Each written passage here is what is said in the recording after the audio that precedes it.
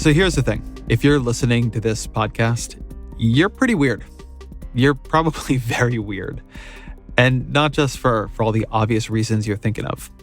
In social science, or at least certain corners of it, weird is now an acronym. Stands for a certain kind of person. Western, educated, industrialized, rich, and democratic. And weird people, who have been the people we've been surveying and studying for a lot of research on psychology, they actually turn out to be different, much more so than we often realize or admit. There are all these things we take for granted as basic elements of human psychology and ethics that are actually peculiar to the weird psychology. We take them for granted because we feel them. We take them for granted because we study ourselves and then use that to extrapolate to human nature. But we shouldn't. The idea that we have a stable self that exists across all contexts, that a person's intentions should be central to any evaluation of their actions, that guilt is a widely felt emotion, that self-esteem is crucial for happiness. We treat all these as truisms, but they're not. At least that's the argument made by Joseph Henrich. Henrich is an anthropologist at Harvard who's done really deep, rich cross-cultural research into how different forms of human culture shape our psychologies and into what those psychologies actually are. His 2015 book, The Secret of Our Success, argued that what sets human beings apart from other species is our capacity for cultural learning. His 2020 book, The Weirdest People in the World, takes that argument and extends it, arguing that beginning sometime in the Middle Ages, certain cultural and really religious shifts radically transformed the psychologies of individuals living in Europe, and that then the emergence of this weird psychology was a prerequisite to everything from the development of market economies to representative government to human rights. It's a really fascinating argument, and if you take it seriously, it says something really quite profound about the indirect and unusual ways that human beings and human cultures evolve. As always, my email, ezrakleinshow@nytimes.com.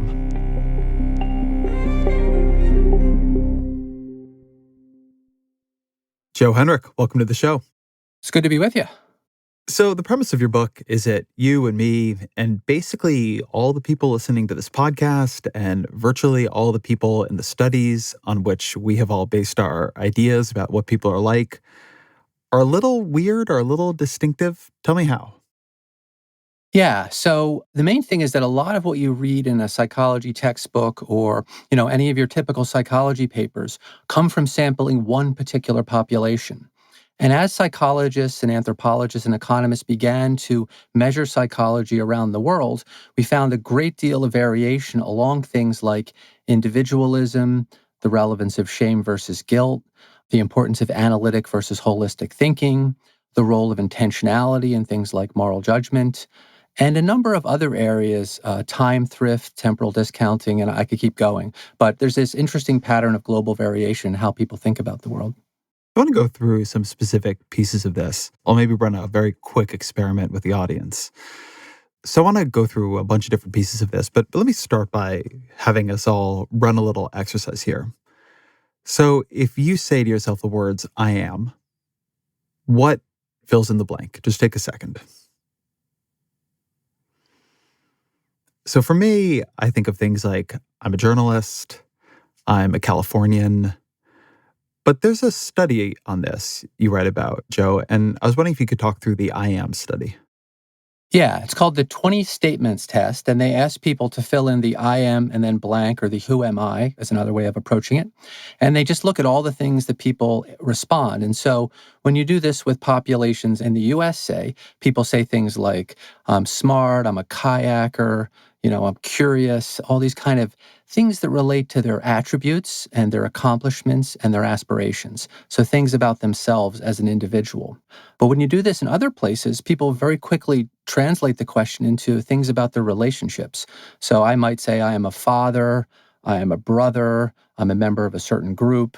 And those tend to dominate. So you get many more things about relationships as opposed to things about attributes, accomplishments, and aspirations. So this has to do with how people think about themselves.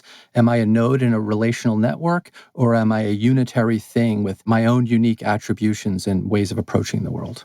And how big are these differences? Because obviously there's going to be some overlap in the curve here. Yeah, at the extremes, you'll get, American undergraduates will give you no relationships. They never mention that they're a child or something like that, a son or something. And then, if you go somewhere like the Maasai in Kenya, they'll give you almost all relational attributes. So it runs the gamut of the spectrum. But of course, lots of places are somewhere in the middle. What is a place that is in the middle? And not just on this, but in a bunch of the things we'll talk about. When we think about the poles these different personality typologies can be, what is a place that seems to be more balanced between them than others? Right. The famous psychologist Richard Nesbitt started doing comparisons between immigrants from Asia that were attending the University of Michigan and then European descent Americans at the University of Michigan, and he was finding differences. So then people started studying Japan and China, Korea, places like that. And so it was thought that there was this big difference between Asia, the East and the West. But it turns out that for lots of things, Asia is actually somewhere in the middle. And you got to go to places like the Maasai in Kenya or somewhere like that where you have completely different social structure and whatnot to get the full range of difference. So in the book, you call at least part of this psychological profile that we're talking about in the West the individualism complex. Tell me what that is.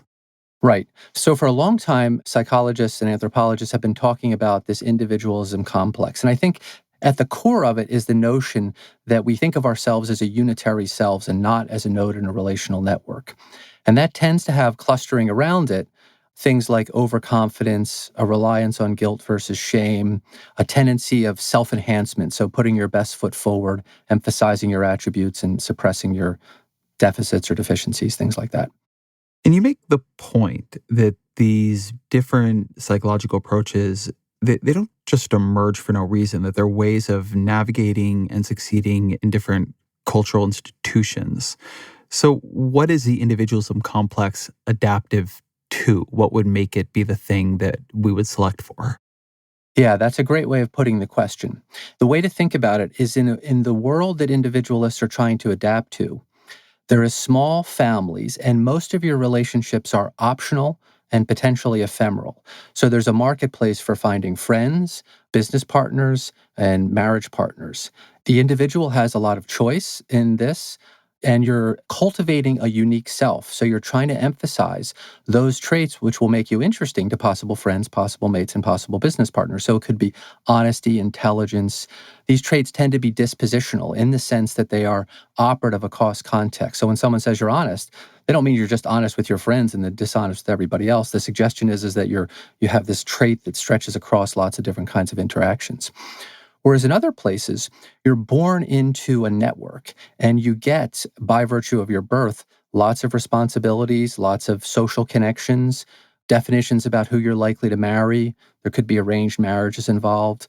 So really what your job is to figure out how to prosper within this pre-built network. If you need to set up a business partnership, for example, you'll look not for someone who's trustworthy and smart, which you might do in the other world, but instead you're looking for someone who is connected to you through lots of social ties, because those social ties will make that person trustworthy. You just touched on something that I found fascinating when I read about it, which is that when we talk about people in the weird basket, there's more of a sense of stability in our sense of self. I'm curious to hear you expand on that a bit. Like how stable, how unstable is this in other places? And why would stability be prized, particularly in a situation where you have more choice? I mean, you might think in a situation with more choices and more options and more capacity to move between different kinds of institutions and groups and people, that it would select for immutability, right? You can be this here and that there. That it isn't intuitive to me. So I'm curious why you think it is. I mean, the key idea is that, there could be reputational effects. And in the individualistic world, a lot of people are in the same category, sort of like strangers who you interact with, who you might turn out to have a profitable interaction with, mutually beneficial. Could be a friendship, could be a business partnership. And so you want to be known as someone who's honest or someone who's intelligent across all these different contexts. Whereas in the relational world, you'll have some kinds of cousins, for example, that you have a quote, joking relationship.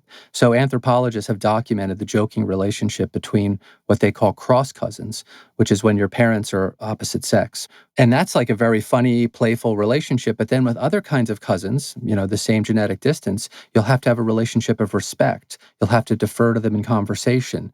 There's no joking around. The same thing, you might have your father and then your father's brother. If it's an older brother, you have to really defer to that older brother, and you wouldn't speak in his presence, and you take his orders and that kind of thing. So you just have to be mutable across these different contexts.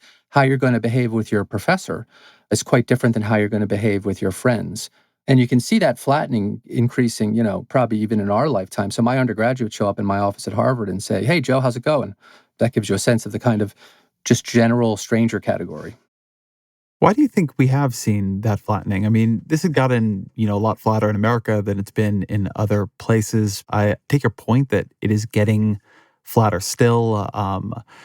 There seems to be a general trend against almost any kind of formality, right? I just moved away from San Francisco, but something that has always struck me there is how much the fashion is flattened.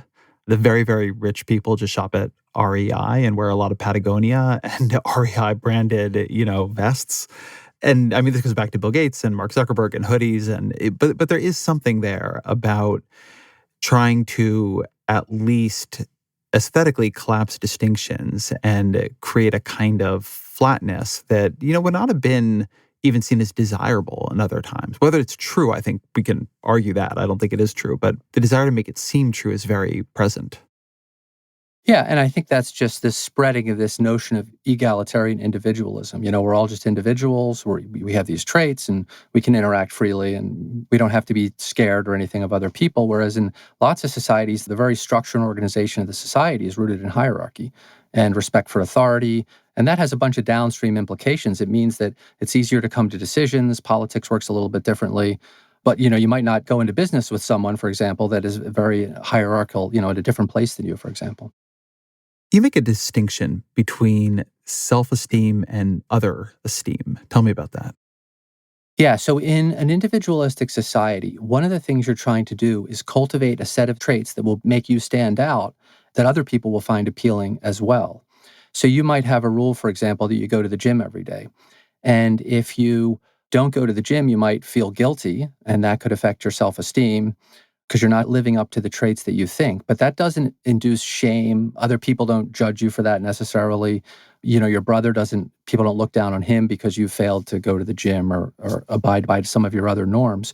Whereas in other societies, there's a much more shared set of rules, and things like shame affect your close relatives. So if you do something really shameful, then it actually makes your family feel shame, and it brings everyone, it lowers their reputational standards. So there do seem to be these big differences. So, the relationship between self-esteem and happiness and stuff seems to be very important in weird populations, but not so important in other places. So a lot of what we think of as, good psychology, clinical psychology, is actually a kind of weird psychology. I was really struck by this, that you write that, quote, in the few non-weird societies where it has been studied, having high self-esteem and a positive view of oneself are not strongly linked to either life satisfaction or subjective well-being. And I want to hold on that for a minute because it gets at something that I think is really profound inside of your work, which is not just that in different cultures, people act differently or rate different things or have a different answer to the question of I am, but that when you do shift them along these dimensions, the way you experience the world actually might be pretty perceptually different. I mean, I think to try to inhabit the idea that having high self-esteem, right, thinking highly of yourself would not affect how you felt about you or your life is pretty strange, right? That's actually a bigger perceptual gap than I think most of us think about day to day. So what do you make of that finding? But also, how do you, having done a lot of this work, how do you think about the contingency or distinctiveness of your own perspective? How different do you think it would be to experience a world from within the cognitive structure of some of the societies you've studied, or going back into the past, some of those that you have read about?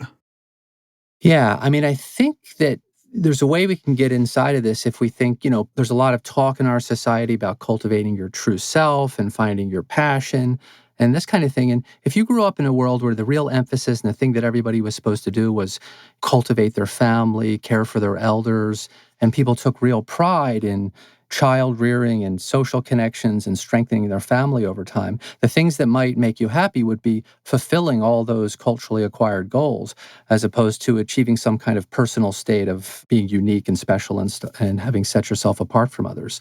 So I just see it as having gotten different kinds of goals early on. So there's another divergence between weird and non-weird populations that I think is interesting here, which is the degree to which we take into account people's intentions when we judge their actions. Can you give me a few examples of how that might differ? So the way we measure this is with the simple anecdote. So we have a simple story that we give people where someone is at a busy market, they have a bag with a few items in it, and in one story, they put the bag down to look at some items that are displayed on a counter, and someone else comes up and takes the bag and disappears off.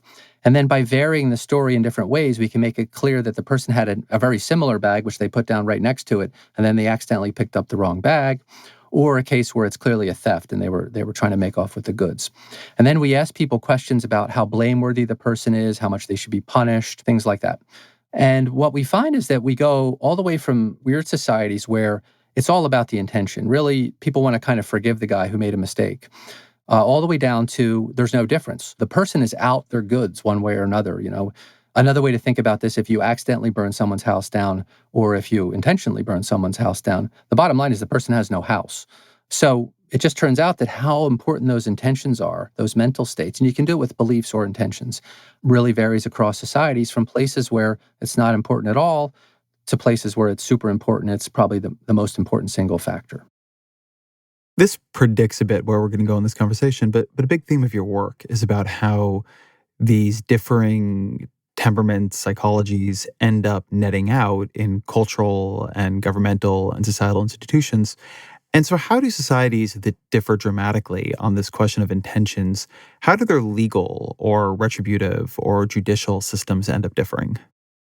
Yeah, and so you can see this in the history of European law where there's a lot of discussion and kind of logic chopping and labels for different mental states that characters might have when doing something that could be a crime. Like, did they intend to do it? Did they think the thing that they did could do it? So there's all these ways that lawyers break down the mental states of the actors, and each of these has implications for the nature and details of the crime and the degree of culpability and the punishment, all these kinds of things. But lots of societies have just done the simple thing. Like if you go back and you look at pre-Christian law codes, if you accidentally shoot a guy with an arrow, then you have to pay a certain blood price to his family. And nobody cares if the arrow glanced off of a deer or if you were just trying to kill him. And then you see this in lots of other societies where intentionality either plays a no role or a smaller role than the sort of obsession over the details of the mental states. And just to make it clear that this is also part of religion. So if you get to Protestantism, it's all about faith, right? You can somehow get to heaven by just having faith. Faith alone, no good works matters, whereas the Catholics are more about the good works and the faith together, right? So Protestantism is kind of extreme on how important this is. In other religions, people don't talk a lot about mental states. It's really like, are you doing the rituals? Are you part of the community? Are you engaged? That kind of thing. I think there can be a tendency to look at the evolution, the selection towards these psychologies or caring about intentions or whatever it might be, as almost like teleological, right? We are evolving towards a higher moral state. The arc of the universe is bending towards a kind of moral justice. I don't think you see it that way. And so make the case for me on some of these, like, for instance, the relational dynamics or the intentional dynamics or taking into account of attention, the ways in which our particular way of looking at this, may not be some better way of doing it necessarily, just different, right? When you talk to people in these societies and you kind of try to explain the way you see it or the way the place you comes from sees it, what do they tell you? What do you hear that you find convincing? So one of the things that always sticks in my mind, I do work in these remote islands in Fiji, and I was discussing with this old Fijian elder, why it is when they have a council meeting to make decisions about how things are going to happen in the village, that only a small number of elders has a discussion with the chief. Everybody else just sits quietly in the background, and then that small committee of old guys will make a decision without any input from anybody else in the room.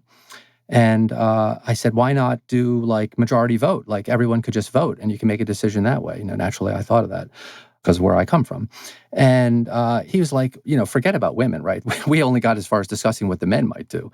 He says, well, how can an 18-year-old who has no children and has never taken care of the clan or the family have the same way in on this decision as I have, someone who has grandchildren and who has taken care of this big, very successful clan? Those things just don't seem like they should be the same, right? So, yeah, there's a certain logic to that. That kind of makes sense. Tell me about the passenger's dilemma experiment. So this is a kind of experiment, vignette type experiment from sociology.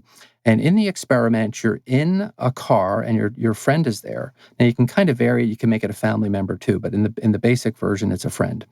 The friend is driving too fast for the conditions, a little bit recklessly, and they hit someone and kill them. And then, a law case is going to occur, and your friend's lawyer says if you testified that your friend was going under the speed limit, that he'll get off, it'll be fine, nobody else was there. Or you can tell the truth in court. And I've even presented this in class, and my classes are pretty diverse.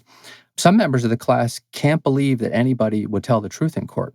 But this varies tremendously across populations. With Canadians, 90% of Canadians will tell the truth in court. At least that's what they say they would do. Whereas in other places, that it would be crazy to tell truth in the court. You got to help your friend. Your friend needs you. Aren't you a good friend? And so those are two virtues that are trading off. But how you trade those virtues off has a big effect on the effectiveness of legal institutions, right? This is a place, to go back to the question I asked a second ago, where I think the non-weird response actually makes a lot of intuitive sense. In this particular case, right? Mm-hmm. You're trading off the interest in a way of this faceless, impersonal institution, the legal system, over someone you care about. It's not a case where they did something where, to go back to the point of intention very deeply, I mean, they weren't trying to do this maliciously, right? They made a mistake anybody can make. And so you can kind of, I think, see the, not just the rationality, but in some very deep way, the morality of siding with those who are nearest to you, right? Siding with the people you care about. How, as you understand it, does that evolution away from that happen? Because I do think that would have been the much more normal reaction almost all through history. And then eventually you get to Canada. How do you get to Canada? Well, one of the things that I try to push in the book, or try to really press on, is this idea of an interpersonal pro-sociality or morality versus an interpersonal. So one is, this morality you have with strangers towards arbitrary rules, whether it's paying your taxes, giving blood to strangers, all these things that help make society run, but it's really kind of faceless and you're not really helping anybody you know, versus the kind of more normal human morality where, I got friends and family and I want to do stuff to help them, and those are my priority. Now, of course, everybody has that interpersonal morality, but it's a question of how much emphasis you're putting on one and how that you're going to make the trade-offs versus that sort of general principle, don't lie in court. It's required to make the system run. People can't be always lying in court. So it's that kind of trade-off. And then much of my book is about trying to lay out how that unfolded over centuries to get us to the place where we are today. And you shouldn't think of today as an endpoint. I mean, I think things are dynamic and directions are changing and that sort of thing. Let's talk a bit about that space of evolution, though, and I'll keep going through some of the dimensions of weirdness, but I am interested here because something your book is at pains to argue is we have a bit of I think it's fair to call it now, myth in weird societies, that what caused all this was our devotion to higher order enlightened principles, impersonal rules. We care about markets and codes of ethics and ethical philosophy. And I think you show pretty conclusively, and we'll get into the way family structures changed, but I think you show pretty conclusively that religion has been just this unbelievably powerful driver of cultural evolution and arguably is behind a lot of the personality changes that made things like the Enlightenment, like believing in something like the Bill of Rights, possible. So tell me a bit about the role of religion and what you might call non-rational principles in getting us to this place where impersonal structures and principles can be so dominant.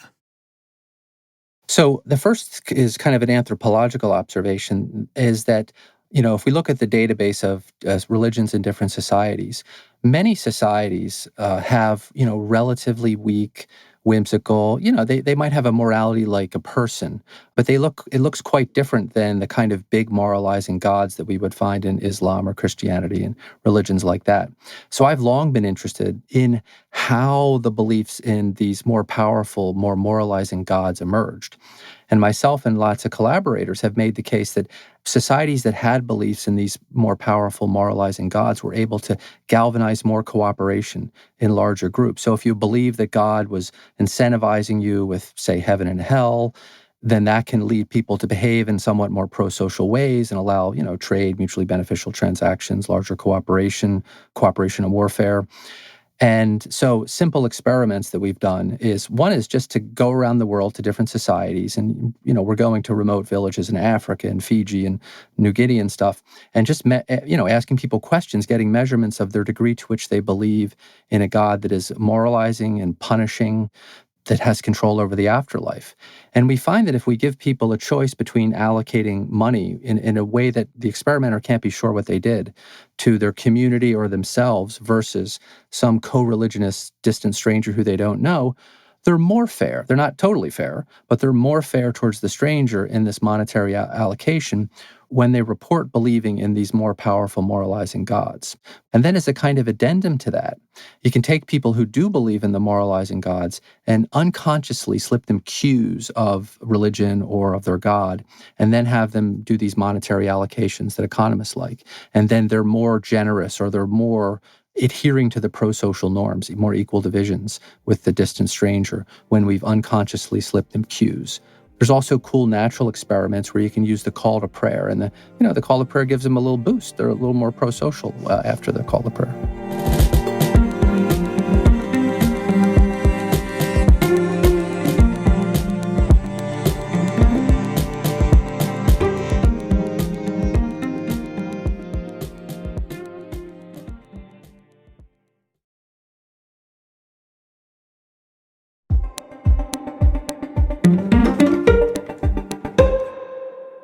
Would it be fair to gloss your view of human beings here to say that you believe much less, I think, in a human nature than is, I think, the culturally dominant story, and what you tend to believe in is much more of a cultural nature, that we are actually quite plastic under different cultural equilibriums, and as such can be moved and changed and shifted and formed into many more shapes as human beings, depending on what culture we grow up in, than I think a lot of us appreciate now?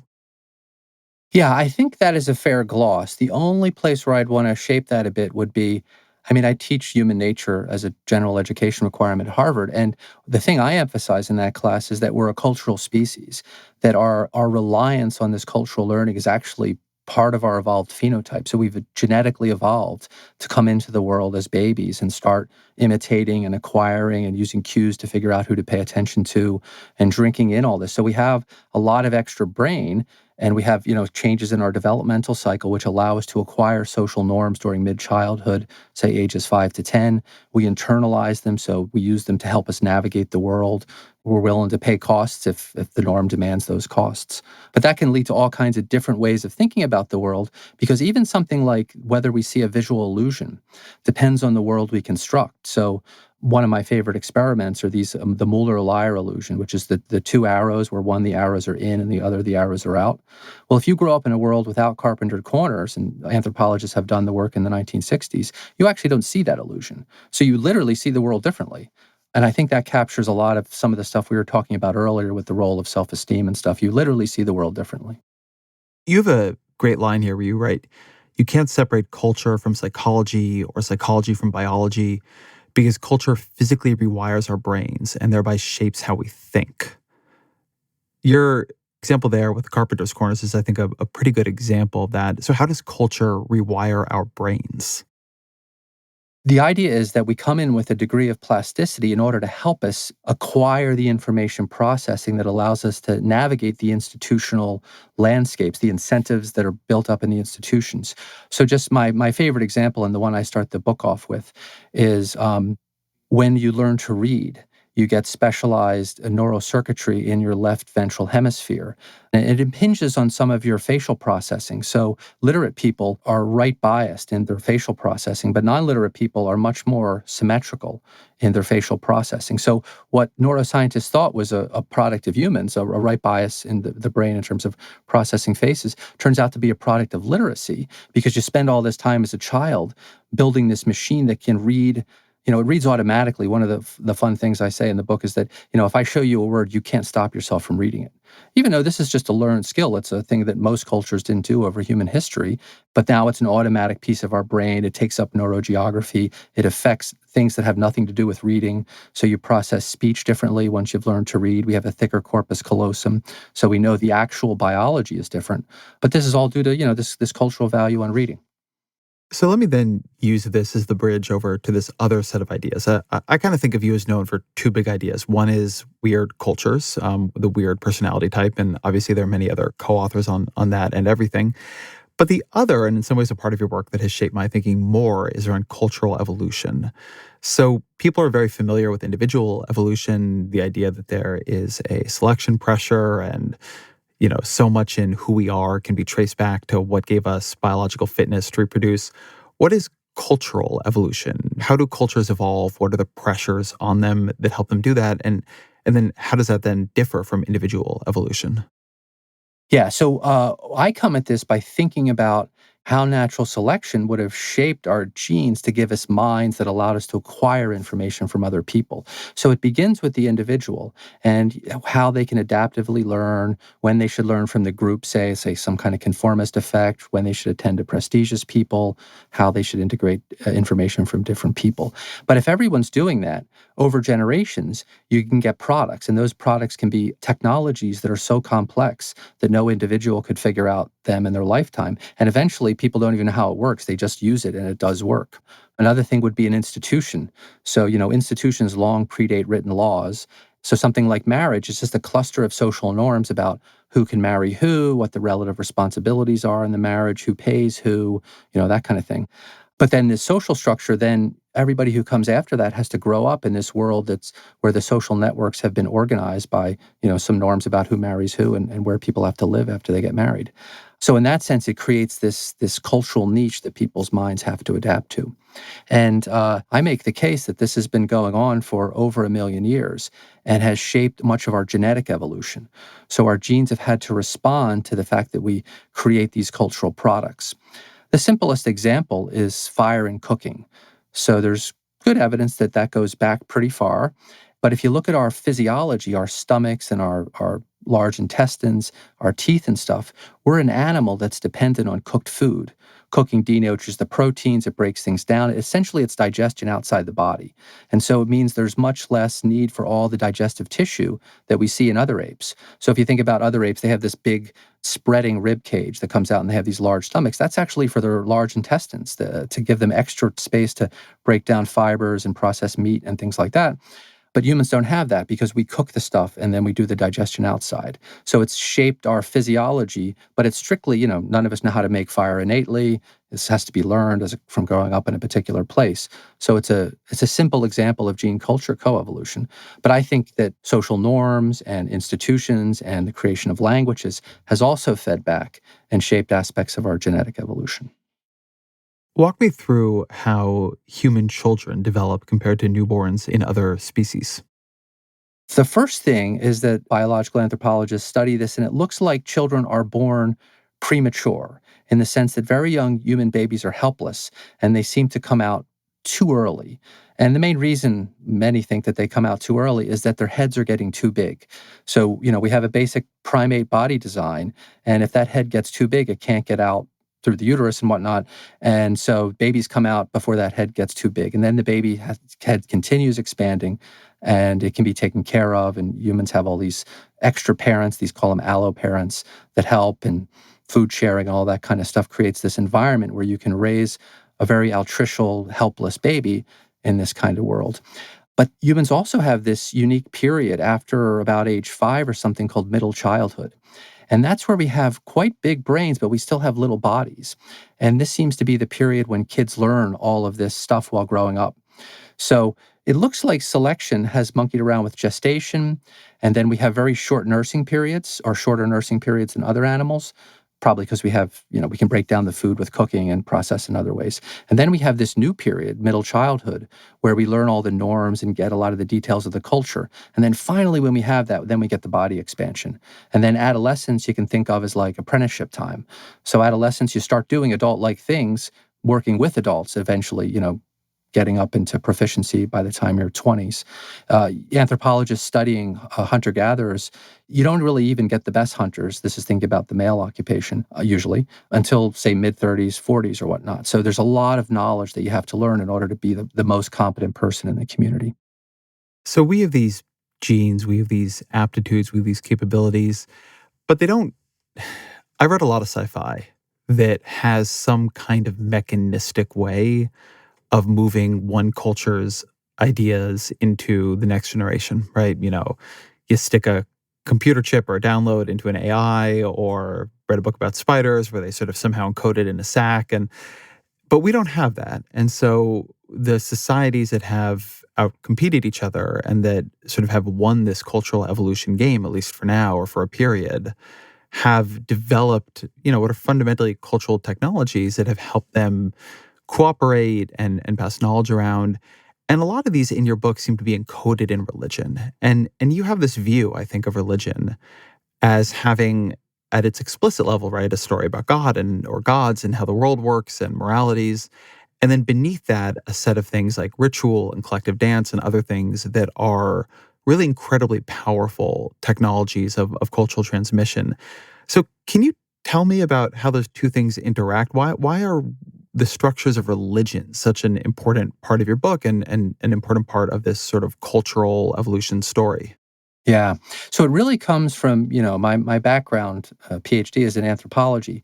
And when you look across diverse human societies, you don't see the neat partitioning that we tend to think about the world. Like, a typical partitioning where we have like the political scientists study politics, the economists study economics, there's some theologians and stuff who take care of religion. But in other societies, the religion is woven throughout the production system. And then there's rituals associated with production, which is part of exchange. All of this is justified by mystical beliefs and, reified in rituals, which people do. And we now know that rituals actually have a big effect on bonding people. And whether it's the marching together or moving together in synchrony or listening to music together or just doing it repeatedly seems to have these interesting psychological effects. So societies have evolved and figured out ways to do that. And as you mentioned, one of the features of cultural evolution that is probably not an important feature of genetic evolution for humans is this competition among societies. So you get this sorting of different institutions. And, so you get production systems and distribution systems, but they're interwoven with religion. And religion makes them do better. So one of the societies that I discuss in the book is the Arapesh from New Guinea. And there, if things are going poorly for the village, they'll reinitiate some rituals. But they think they're doing it to appease their god, who they think is causing bad stuff to happen because he's not happy. Now, this often leads to good things happening because they've done the ritual and they've rebonded and now they're cooperating again. So they got kind of the wrong theory about, at least in my view, they have the wrong theory about the world, but it causes them to do something that's really helpful, which is kind of redo the rituals, rebond, and, begin cooperating again as a group. So this process has affected the evolution of religions and eventually gives us the kind of big, powerful, moralizing gods that we're all familiar with.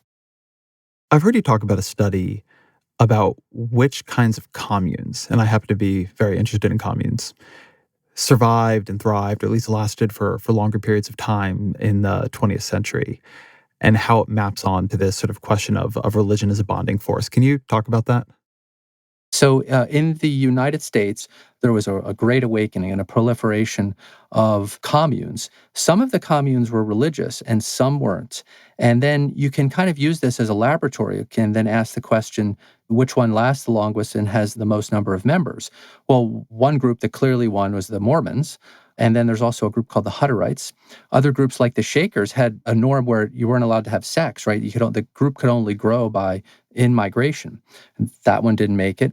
And notably, the ones that were religious in context were the ones that had the longest duration. So the ones where were just a bunch of political ideologues getting together and, forming a group, they tended to sputter out and they didn't win the long race.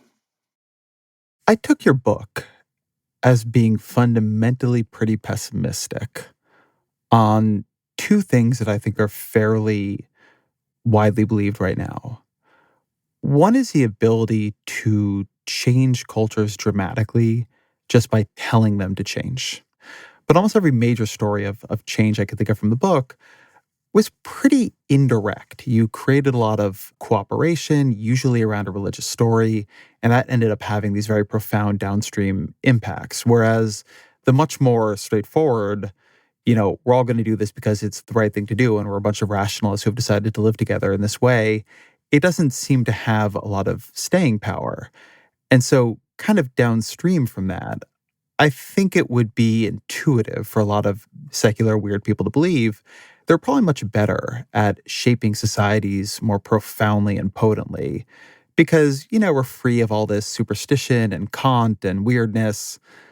But in fact, it seems to me a lesson potentially of the book is it's actually going to be much harder for societies to evolve if they don't have the cooperative power provided by belief and rituals that emerge from belief in something higher, that there seems to be some kind of capacity of that to get people to do the somewhat illogical, very difficult things, like say, don't eat pork or take the Sabbath off to talk about sort of Jewish examples, but you can pick them from whatever religion you want, that end up bonding a community together at the level that allows them to sort of achieve really, really great things. Is that your view that a lot of this is indirect and that we will lose something pretty profound if we continue to secularize in terms of our ability to have this kind of cultural evolution? I definitely agree with the first part. This kind of enlightenment notion is that, we built the world through rationality, and if we could just convince people to be rational, they will. So that I'm definitely pessimistic on, and I think there's tons of examples from economic development to all kinds of things that support that. One of the things that I'm interested in is whether we can harvest insights from religion, use of ritual, things like that, to improve secular impersonal institutions, build better organizations, that kind of thing. So I'm not in favor of spreading supernatural agents because we think they'll be effective, but I think there's wisdom embedded in religious traditions that maybe is underused in impersonal secular institutions. I want to press on this for a minute because I don't quite buy what you just said. Okay. And I don't 100% believe that you buy it because so many of the examples you give and of the actual research you give has to do with the way really truly complex rituals, I mean, very complex dances and fasting and collective movement and things you just really can't get people to do. You can't go to people and say, you should fast once a week and do a lot of dances and do a lot of praying and so on, because ultimately this maps onto some kind of human synchronicity mechanism that's going to help you cooperate. The real lesson I took from the book is that religion, because it gives you a reason to do things that don't themselves have an obvious logical justification, allows you to band together these cooperation mechanisms that kind of nothing else does. I mean, you can't be just in a political system. I mean, can you imagine Joe Biden coming out to the Democratic Party tomorrow and saying, listen, a really important thing for us Democrats is to work together. And as such, I am asking all of you to stop eating fish 3 days a week. And once every 6 months, I would like you all to go to the ocean and I would like you to grab a bunch of paper and throw it in as a way of expurging your sins. Like, he's not going to do that because nobody would do it, but it would probably be very good for cooperation among Democrats if they did it. Yeah. And that this just seems to me to be an actually pretty big thing. I think it's often talked about, why do Mormons do so much better in America than most other groups? And they have a lot of very complex religious rituals that have sustained in ways that most other religious groups have not been able to sustain Right. their rituals. And as such, there's a really high level of prosociality and cooperation in Utah, much higher than in other places in the country. And so it does seem to me that something is being lost that probably cannot just be gained through rationalism, because it is in some ways the illogic and complexity of the thing itself that is working, but nobody's going to do that precisely because it is so illogical and complex, unless they believe there is some kind of punishment that is indirect for not doing it. I mean, the kind of thing I had in mind is would be in the service of some notion of let's take the U.S. since that's where we are. It would be in some notion of some kind of set of American commitments, principles. We have lots of principles, lots of commitments, which we like national service. So you graduate high school, everybody does either military or national service or something like that. It's a shared sacrifice. You're together with your fellow Americans. You're working. Another thing would be the ritual of saying the Pledge of Allegiance at the beginning of the day. If you want to build national identity, you need tools like that. Now, of course, I would immediately caution that if you build too strong an American identity, we kind of need a global identity at the moment. So you have to think about those kinds of things. But there are ways to introduce costly activities, and they would be justified by commitment to truth, justice, and the American way, say, or some larger, some supra-U.S. commitment or something like that. But those kinds of policies, at least, are ideas.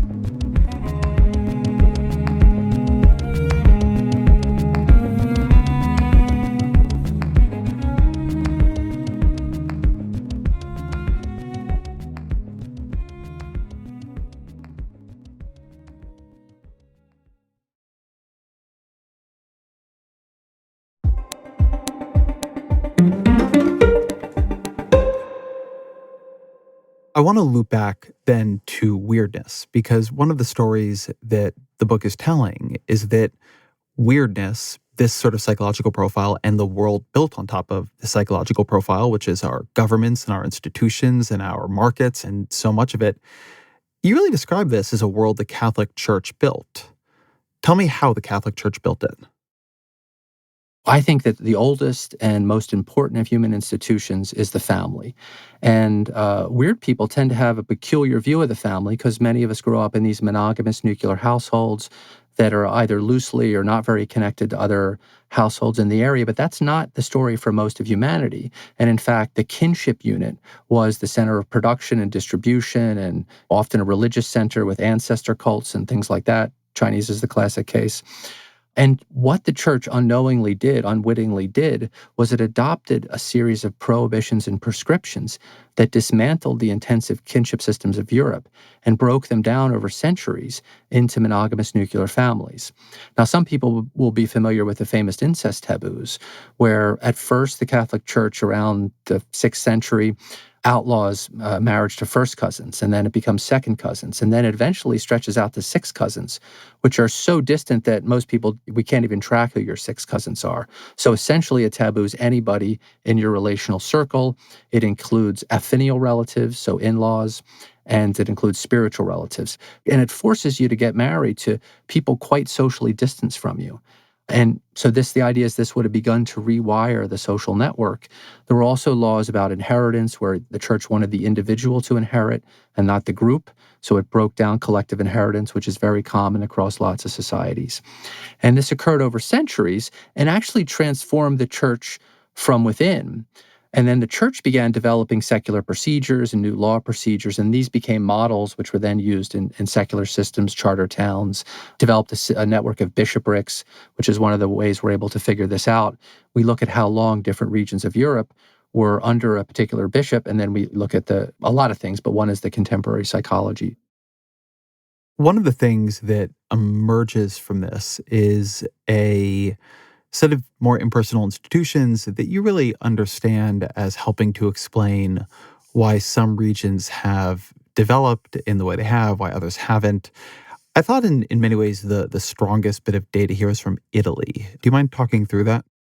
So Italy has long been a puzzle for social scientists because on the one hand, Italy in the north, it's famous for the Renaissance and the emergence of the banking industry, and the south is famous for corruption and the mafia and whatnot. So, what's going on in Italy? And what most people don't realize is that northern Italy was under something called the Carolingian Empire. So this is Charlemagne around the year 800. He has this large empire. He's teamed up with the Pope, and they're gradually creating the parish system. And one of the things that the Carolingian emperors are concerned about was implementing this marriage and the family program. So northern Italy gets this high dosage of the marriage and family program, while southern Italy is some of it's under the Orthodox Church, centered in Byzantine, Islamic rulers are present in places like Sicily. Sardinia seems to be outside of most of this. And so southern Italy only gets incorporated under the Pope, in a sense, and part of this whole enterprise, much later in history than northern Italy is. So what we were able to do is take, say, rates of cousin marriage from 20th century Italy, and we can use that to explain variation in corruption, whether people put money in banks, their kind of general trust, a number of different measures. And so it helps, I think, explain this kind of puzzle that's Italy. So I find all the evidence you present on this so great, actually. I love arguments like this. I love arguments that something we didn't understand had effects we would have never predicted that led to, the world that we now live in. And I also want to maintain some skepticism because in anything like this, we're sort of working backwards. We can see, one part of Italy went one way, another one the other way. Now we're trying to test against data we have. And there is just a lot of correlational data here. I mean, you're looking at, say, modern day democratic attitudes or working hours, and then like the percentage of Catholic missions in an area 500 years ago. And so I guess one question I have for you is, what is your actual confidence level that this explains a very high level of modern development? And maybe one way of asking it is that, in the past, however many decades, we've seen a tremendous rise in East Asian countries, right? They have had developmental stories that are sort of unlike any other region in that period.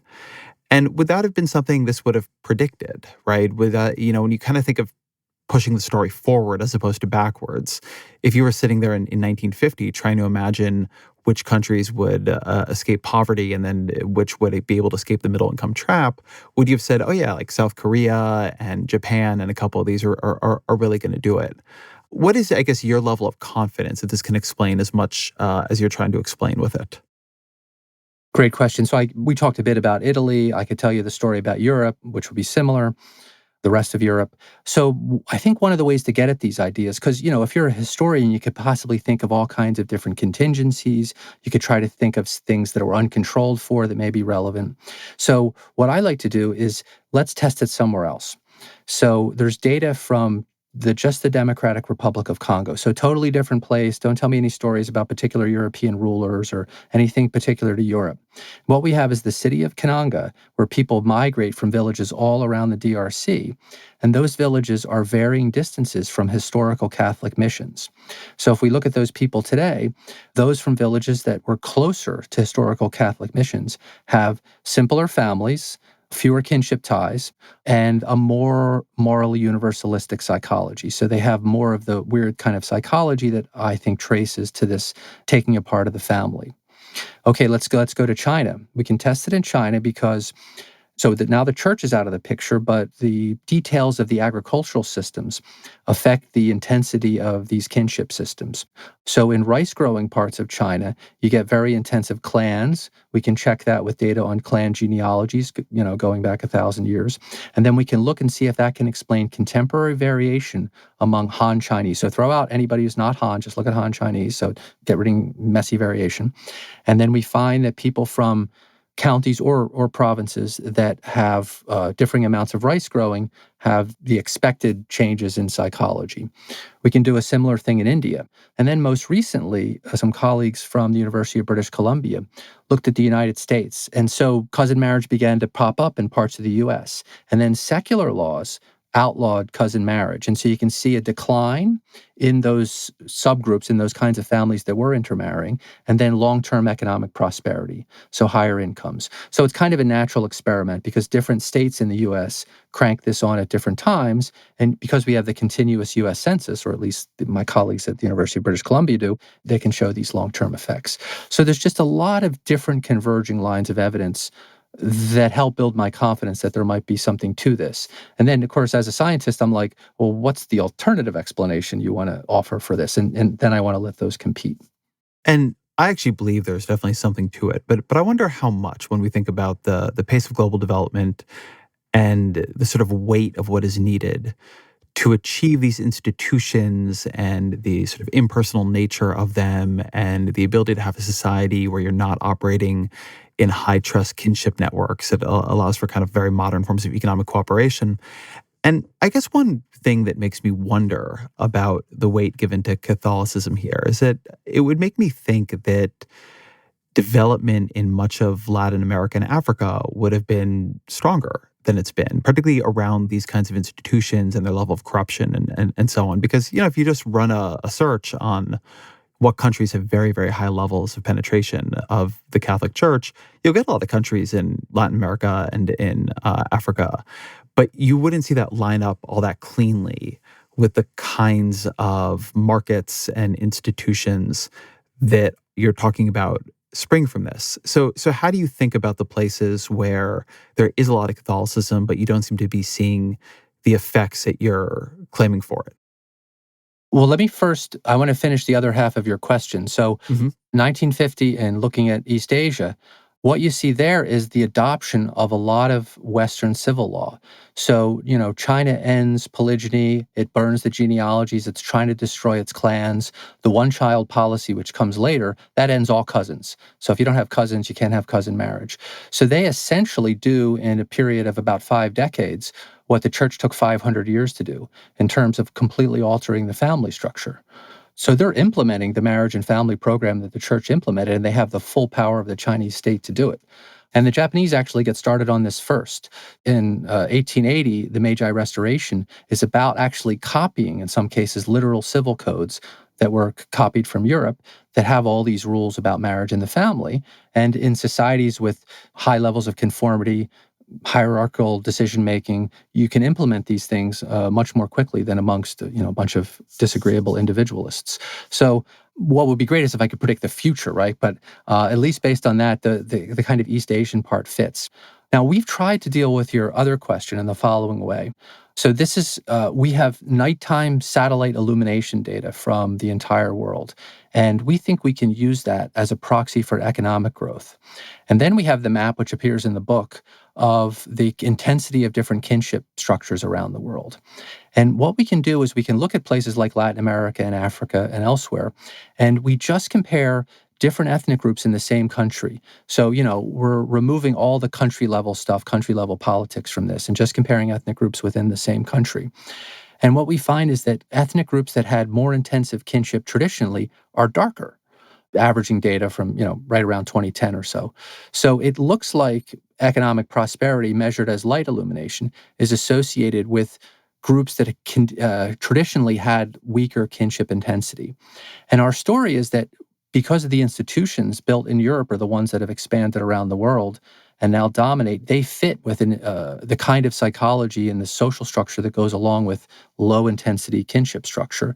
And so it's easier for them to engage in world markets and become more prosperous.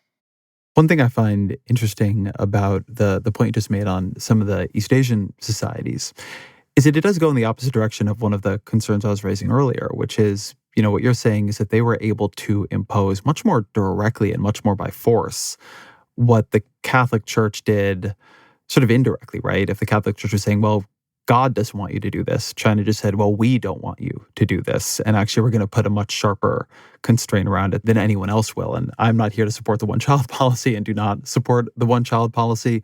But it does, I think, suggest, and not, again, taking the point that China went way, way, way too far on this and had very bad years as part of that, it does in a way suggest that there is the ability to run this kind of social cooperation and limiting game more directly. Yeah, although the interesting part, and I guess China's kind of a test case moving forward because it's easiest for China to do that, right? Earlier on, the more hierarchical, the more conformist people are. As that process begins to move along and people are becoming more individualistic and whatnot, the ability of the state to do that, to work through elders, to rely on conformity and stuff, will get trickier, although I guess technology could compensate. I actually had wanted to ask you about technology because you've talked a lot here about the ways in which cultural evolution can be set off and can run indirectly through religion and other kinds of things that create a lot of human cooperation. But technology also seems to me to be a force that certain technologies will emerge. I mean, the birth control pill is a very canonical example here, but you can also think about the factory or air conditioning. And all kinds of new forms of cooperation, new settlement patterns, new family structures, new ways of structuring out the life cycle begin to emerge from that. So, how do you think about technology and technological change within the context of cultural evolution? The first point is I agree that for sure technology can have those kinds of effects. I think about technology as itself a product of cultural evolution. The way social science kind of works, sometimes people want to put technology in its own bin separate from culture. But it's very clear that people learn, if you just go to the smallest scale human societies, people learn how to make the relevant tools from other members of their community. This is passed on. If you look at the larger scale societies, people still have to learn how to do whatever engineering stuff in the factories, making the tools from other people. This could be passed along indirectly through books and things like that. But there's lots of tacit knowledge that goes into, even modern industrial production that has to be moved from one craftsperson or one engineer to the next. So it's all cultural transmission all the way down. And one of the things I focus on in the book is what are the conditions that lead to more rapid technological change? So I have this idea of the collective brain, which is that the particular institutions in a certain place and the psychology, trust in strangers, things like that, lack of conformity, will actually energize and create more rapid innovation. So at the end of The Weirdest People in the World, I'm trying to explain the Industrial Revolution and why did you have this explosion of new technologies, which did change things in the way you mentioned, all at once, beginning in the English Midlands and then spreading out from there. And talk me through a little bit more your explanation for that. Yeah. So my story is that most ideas are recombinations of existing ideas already circulating in the cultural milieu. So the more diverse minds are able to interact and share ideas, the more likely you are to create novel recombinations and lead to the diffusion of ideas. I mean, even the famous geniuses like Einstein, if you look at special relativity, it's a combination of a set of ideas that others were in the process of putting together, and he just happened to be the first guy to really congeal them together. But this is true of lots of different technologies. In a book I'm writing now, we actually have data from the complete U.S. patent database showing that nearly all patents are actually combinations of existing technologies. So that seems to be the case. And then larger cities, as a piece of evidence, tend to produce more patents per capita, so more creativity per capita. And that's just the idea that there are more people closer together, and it kind of makes everyone smarter. You're more likely to bump into someone who has something useful that you put together with something else, and then you're off and running.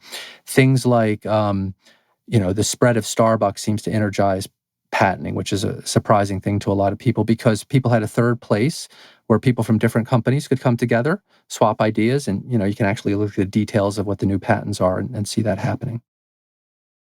One thing that recurs throughout some of the stories of the book is that a lot of these religious and cultural changes made possible more migration, and more migration made possible more mixing of ideas, more innovation, a lot of what we take for granted now in modernity. How do you think about migration in the modern world? Is that something, if you were kind of architecting societies for more innovation and more cultural and more rapid cultural evolution, that you would be trying to turn up the dial on? Yeah. So, and I have a big project on this. So, we've combined the full, complete U.S. Census with a complete patent database, and what we're able to show is that migrant shocks to the U.S. We can look at what counties they end up in, and then we can measure the diversity of those counties by looking at last names as they appear in the census. And what we find is that what we're calling sociocultural diversity, which is this measure of last name variation, is a huge predictor of patents in the coming decade. And immigrant shocks add richness to that diversity. So it's just more evidence that immigrants have really driven a lot of innovation in the US. And we said, well, maybe immigrants, if you have too many, it will cause problems. It might cause problems, but we can't find any kink in the curve. This seems to be more immigrants, more innovation. So we looked for a hump shape. You might say maybe there's an optimal number of immigrants, but it doesn't look like the U.S. has hit that. And there's very interesting papers done by Petra Moser and colleagues showing that when the U.S. put in immigration quotas in 1924, cutting out or limiting from certain populations, you got a decline in the groups in the patenting domains that those groups had previously been attributing to. And it even meant that Americans got less creative in those domains. So the immigrants are not just bringing in ideas that make themselves rich, they're bringing in ideas that they're mixing with the native borns and making everybody more creative. Speaking of county by county data, I know something you've been working on is mapping within America how psychologically weird, again on this one scale, a county is against how it seems to be voting. And I know that research isn't out yet, but is there anything preliminarily you are seeing in the data that's interesting? Yeah, so this begins with a paper by my colleague Ben Anke in economics at Harvard. And what Ben did was he went to so there's a psychologist named John Haidt who's been collecting data at yourmorals.org, which you can go in there, you answer a bunch of questions, and it kind of puts you on a place within a five-dimensional morality scheme. And, those dimensions are cool, but to simplify things, you can simplify this down to one big and most important dimension, which runs from moral universalism, where people are seeing others as more or less equal. The sort of in-group, out-group difference is minimized. People care about a lot of harm and fairness, not so much about hierarchy and loyalty and some of these other dimensions of morality, down to the more parochial end, where people have a smaller circle of cooperation and they're very concerned about loyalties and hierarchy. So you get this spectrum. And you can measure that at the US county level because the data set is rich enough. And what Ben is able to show, and this is published in a top econ journal, it's a very reliable result, a bunch of backup studies and stuff, is that counties that were more morally parochial were more likely to vote for Donald Trump. And it was that vote total over and above what Mitt Romney or John McCain got. So it's this sort of extra Trump boost from being high on moral parochialism. And then so what we did is we wanted to know if that would replicate for 2020, and that seemed to be the case there. And then we tried to explain the variation. Okay, so there's this county level variation. And the first thing to note is that if you plot from 2008 to 2019, what you see is a divergence. So the urban areas maintain, maybe they go up a little bit in moral universalism, whereas the rural counties are going down the whole time, declining in their moral universalism, getting more parochial. Okay, so we have temporal variation. And then the question is, can we explain that? And the two factors that came out of our first set of analyses is first, shocks of any kind. So economic shocks seem to make people more morally parochial, and weather shocks. So climate change hits some U.S. counties more than other U.S. counties. And if you get hit with a shock, hurricane, say, flood, fire, you get a bit more morally parochial. And the final thing that seemed to matter, and we're not sure how to deal with this, is that movement. Americans have been moving less and less, and they're staying put more. But places that stayed disproportionately more, meaning most people stayed where they were born, seem to also be more morally parochial. And that makes sense with this kind of distant ties idea that you move to a new place and you got to make new friends and you create new social networks. If you stay in the same place, you kind of establish long-term family and friend ties and whatnot. And that works towards more morally parochialism. So that could be related to the economic shocks and stuff. And it's the sort of directions of the causal hours there that's causing us some challenges. One just obvious trend we seem to be seeing, over the past 100 years, past 50, I think, past 20, is that the world is getting weirder, right? This directionality seems to be happening in a lot of places. Does that become a worrying monoculture at some point? I mean, it was a dimension of cultural evolution, but if it becomes everywhere, do you get a situation where there's not enough diversity, where we're, as a species over-indexed on individualism or something like that? I mean, do you worry about the world getting too weird? Is it plausible the competitive advantage will be going in the other direction, sort of like the Mormons in America? Do you see something happening here where what's been a competitive advantage will become a disadvantage, or at least something that is more widespread than would probably be optimal? Yeah, and this is a very common question. And what's behind the question is that there's this linear trajectory that we've been going on. And I guess I think that what I'm seeing, and I don't have any quantitative data to offer you, but as what were European institutions, like take universities or democratic government, has spread to all these different places. It's in some cases it's a copy of the Constitution of the U.S. Constitution is spread widely, but then it has to interface with the existing local institutions. So if you just we were talking about China and Japan before. I think what's emerging there is somewhat weirder psychology, but the societies are often also going off in new directions. So think of something more complicated than a two-dimensional line we're going along. So, I mean, one-dimensional line, but rather there's different ways of going. So I don't think there's really a kind of unilineal thing going on here. I think there's something more complicated going on. And what we need to do is just do the more psychological work to really map the space of all the different possibilities and see where things are going. To what degree, if in China there's some capitalist type institutions, there's some free markets, but obviously at the political level there's not democracy. But although at the lower level there is democracy, so it's complicated, and we haven't sorted it all out yet. Well, when you look on psychological surveys, how are people differing? When you say something sort of new is emerging, are we able to see on the same surveys where people are showing a different set of preferences or tendencies? Yeah, I mean, so like one example that makes China challenging, and this kind of illustrates the bigger problem, is that if you ask people the generalized trust question, which is the survey, they seem very trusting. But then if you ask the more detailed set of questions, do you trust foreigners? Do you trust people you met for the first time versus people who live around you? And you analyze those, they don't look like very trusting. So in Australia and the US, if you ask people the generalized trust question, it goes along with, it's correlated with that in-group, out-group trust I was describing. Whereas in China, there seem to be unrelated. So it's as if life is structuring itself in a way so that most people you interact with, you trust. But if you ask me about foreigners, I don't trust those people. So that's a kind of more complicated picture. And I haven't seen any analyses yet that kind of look for the kind of multidimensional shape that I'm talking about. I think that is a good place to come to an end. So always our final question. What are 3 books you would recommend to the audience? Well, let's see. I really like Why Europe by Michael Mitterrand, if you wanted to learn more about Europe. I still think everybody should read Jared Diamond's Guns, Germs, and Steel.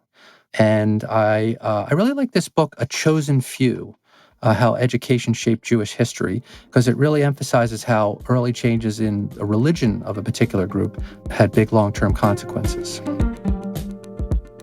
Joe Henrich, thank you very much. Great to be with you.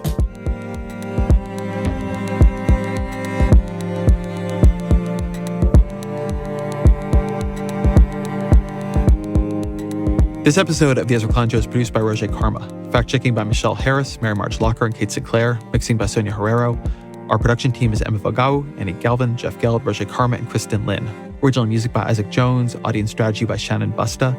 The executive producer of New York Times Opinion Audio is Annie Rose Strasser. And special thanks to Christina Samuelewski.